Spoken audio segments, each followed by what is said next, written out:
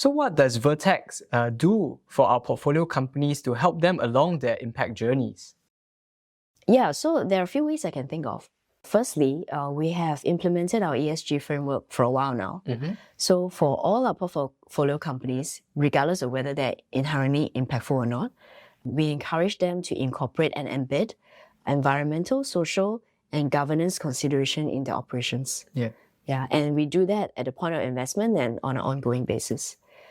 Secondly, for companies that are inherently impactful, beyond the usual financial and business matrices that we monitor, we work with our companies to develop KPIs and matrices that not only reflect their business success, but also reflect their positive contribution to the ecosystem stakeholders. And last but not least, we remain a very hands-on early-stage investors. What does that mean? It means that we work very closely with our founders along their entrepreneurial journey, helping them with business development, hiring, business strategy and planning, and ultimately support them in delivering outsized return.